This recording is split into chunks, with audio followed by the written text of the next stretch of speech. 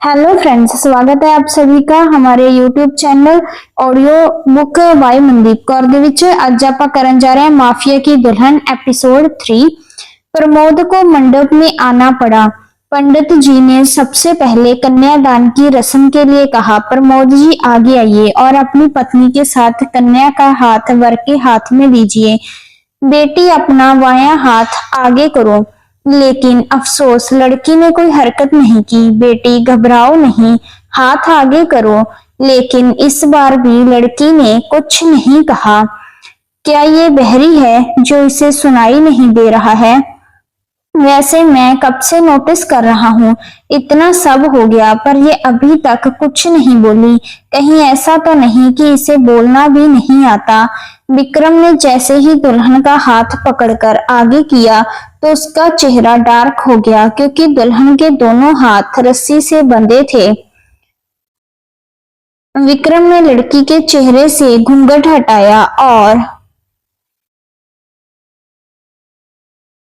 अगले ही पल एक जोरदार पंच प्रमोद के मुंह पर पड़ा, जिससे कि वह बैठी बैठी ही जमीन पर गिर गया और उसके होठों से किनारे से वह खून बहने लगा, क्योंकि घूंघट के नीचे लड़की बेहोश थी। पंडित जी, आप रस्म शुरू कीजिए। प्रमोद भी अंगूठे से अपने खून को साफ करते हुए वापस उठकर बैठ गया। इसी के साथ पंडित जी ने सबसे पहले कन्यादान की रस्म करवाई। अब आप इसकी मांग भर दीजिए। विक्रम ने एक नजर उस सिंदूर को देखा, तभी उसे उस शराबी आदमी की याद आई जिसने थोड़ी देर पहले सिंदूर छुआ था। ये कहते हुए उसने इधर उधर देखा, पर अपने साइड में रखी एक नोकीली चीज से अपने अंगूठे को काटकर दुल्हन यानी कि आरू की मांग भर दी। शादी संपन्न हुई। आज से आप दोनों पति पत्नी हुए। विक्रम ने अपने गार्ड को इशारा किया और गार्ड ने पंडित जी की तरफ नोटों की एक गड्डी बढ़ा दी। बेटा, मुझे इन पैसों की जरूरत नहीं है। मैं अकेला हूँ और अपनी जिंदगी जीने के लिए हर रोज कमा लेता हूँ। लेकिन मैं तुम्हें कुछ बताना चाहता हूँ। अगर तुम भगवान पर भरोसा करते हो तो एक बार अपने कुल देवता की पूजा अपनी पत्नी के साथ अवश्य कर लेना, क्योंकि तुम्हारे कदम तुम्हारी पत्नी के जीवन में सही नक्षत्र में नहीं पड़े हैं, जिससे भविष्य में तुम्हारी पत्नी के साथ कुछ बड़ी अनहोनी होने की संभावना है। पंडित जी, सच कहूं तो मैं भगवान पर भरोसा नहीं करता। और रही बात अनहोनी की, तो विक्रम भर्दन भयंकर से भयंकर तूफान की दिशा बदलना जानता है। ऐसे अपने किसी खास से खतरा हो सकता है। आप चिंता मत करिए, मैं हर अपने और पराये से अपनी बीवी की रक्षा करूंगा। और विक्रम अपनी दुल्हन को लेकर उठा और उनके सारे आदमी उसके पीछे चल दिए। सारे गार्ड्स एक बार फिर चॉपर में बैठे और विक्रम भी अपनी दुल्हन को लेकर चॉपर में बैठ गया। उसके जाते ही सबकी जान में जान आई।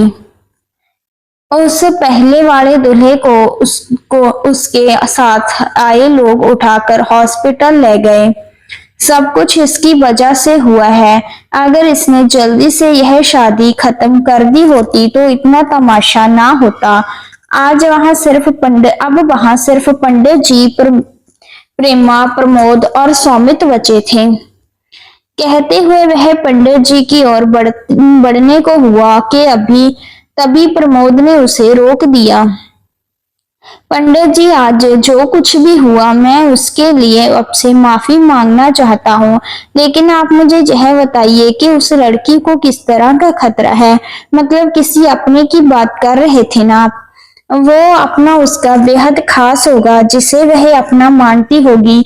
ही खास इंसान उसकी जान के लिए खतरा बनेगा, लेकिन वो कौन होगा ये तो भविष्य ही बता सकता है, क्योंकि अपना का मतलब खून का रिश्ता नहीं होता। एक बात और, मारने वाला ही उसे बचा भी सकता है। ये कहते हुए पंडित जी अपना सामान उठाकर वहां से चले गए। डैड, आप इस ढोंगी पंडित की बातों में मत आइए। इसे खुद नहीं पता कि कौन मरेगा और कौन जिएगा, क्योंकि उस लड़की को खतरा तो सिर्फ मुझसे ही होगा। क्योंकि अगर उसने अपनी जायदाद मेरे नाम नहीं की तो मैं खुद उसे मार दूंगा, चाहे वह मुझे अपना माने या ना माने, और मैं उसे हरगिज बचाने वालों में से नहीं हूँ।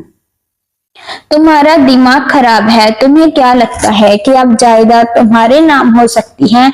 हरगिज नहीं, क्योंकि शादी होते ही सारी जायदाद उसके पति के नाम हो गई है। वो कम ऑन डैड, ये बात सिर्फ हमें पता है और किसी को नहीं। और प्रॉपर्टी के असली पेपर भी हमारे पास ही हैं, तो हम जब चाहें दूसरे पेपर बनवाकर उसके साइन ले सकते हैं। मुझे तो लगता है कि तुम्हारा दिमाग सचमुच खराब हो गया है। मुझे यकीन है कि उसे प्रॉपर्टी के बारे में कोई अंदाजा नहीं है और ना ही अपनी बीवी की हालत के बारे में, क्योंकि अगर ऐसा होता तो वो चुपचाप जहां से ना जाता, बल्कि वो हमें इस घर से निकाल देता। लेकिन उसने ऐसा कुछ नहीं किया। हो ना हो, उसका मकसद फिलहाल शादी करना ही था। इससे पहले कि उसे आगे कुछ पता चले, हमें जल्द से जल्द अपने काम को अंजाम देना चाहिए। ठीक है, तो फिर कल तुम लॉयर को बुला लो, हम नए पेपर्स बनवा लेते हैं। और तुम अपने आदमियों से विक्रम के बारे में पता करने को कहो। रात के करीब 2 बजे वहां गार्डन में एक चॉपर खड़ा था, जिससे विक्रम और अपने आदमियों और आरू के साथ उतरा। विक्रम आरू को अंदर लेकर पैलेस के अंदर आ गया। बॉस, डॉक्टर की टीम आपका कमरे में इंतजार कर रही है। इनका रूटीन चेकअप करो और मुझे रिपोर्ट जल्द से जल्द चाहिए। I am clear? डॉक्टर ने जल्दी से हाँ में सिर हिलाया और विक्रम वहां से बाहर चला गया। थोड़ी देर बाद विक्रम फ्रेश होकर नॉर्मल आउटफिट में अपने स्टडी रूम में बैठा कॉफी पी रहा था। क्या खबर है उसकी? बॉस, वो मीटिंग 15 दिन बाद रखना चाहता है। अभी उसे कुछ वक्त चाहिए। उसे वक्त नहीं चाहिए, वो बस तैयारी कर रहा है खुद को बचाने की और मुझसे टकराने की। लेकिन उसे पता नहीं है कि उसकी सारी तैयारी मेरे सामने धरी की धरी रह जाएगी। वो कितनी भी कोशिश कर ले, लेकिन उसे वह नहीं मिलेगा जिसकी उसे चाहत है। अभी वह दोनों बात कर ही रहे थे कि तभी एक नौकर ने स्टडी रूम का दरवाजा खटखटाते हुए कहा, सर, आपको डॉक्टर बुला रही है। रोनित और विक्रम डॉक्टर से मिलने आ गए, पर तभी डॉक्टर ने कुछ ऐसा कहा जिसे सुनकर दोनों के होश उड़ गए। विक्रम पूरे आश्चर्य से आरू को देखते रह गया। ऐसा क्या कहा डॉक्टर ने उनसे? क्या है आरू का राज, जानिए अगले एपिसोड में। Thank you so much.